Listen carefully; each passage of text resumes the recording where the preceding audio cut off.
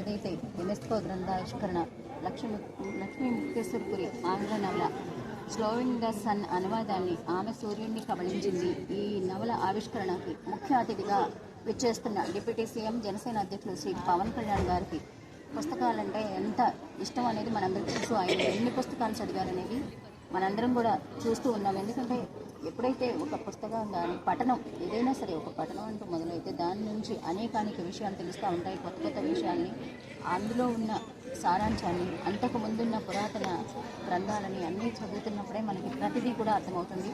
అలా పవన్ కళ్యాణ్ గారు ఇప్పటి వరకు ఎన్నో గ్రంథాలను చదవటం, వారిని ఈ గ్రంథ ఆవిష్కరణ కూడా ముఖ్య అతిథిగా పిలవడం, అలాగే మనకి సంబంధించి పార్టీకి సంబంధించి కూడా అనేక మహిళలు అందరూ కూడా ఇక్కడికి వచ్చేసి వారు వస్తే ఆ గ్రంథావిష్కరణ చూడటానికి తరలి వచ్చారు. ముఖ్యంగా పవన్ కళ్యాణ్ గారు పుస్తకాలు చదవడాన్ని అందరూ కూడా చాలా ఇష్టపడతారు. ఎందుకంటే ఆయన చదివారు కాబట్టి ఈ రోజున ప్రతి మనిషిలోని పేదరికాన్ని, అలాగే ఏదైతే ఉందో అనేక వెనుకబడతనాన్ని అన్నీ చదివారు కాబట్టి ఈరోజు ప్రతి ఒక్కటి సంస్కరణ దిశగా ముందుకు వెళ్ళాలని కోరుకుంటారు. అలాంటి వ్యక్తి ఈ పుస్తకావిష్కరణకి రావడం చాలా సంతోషం అండి. అందరం కూడా వెయిట్ చేస్తున్నాం. థ్యాంక్ యూ అన్నారు.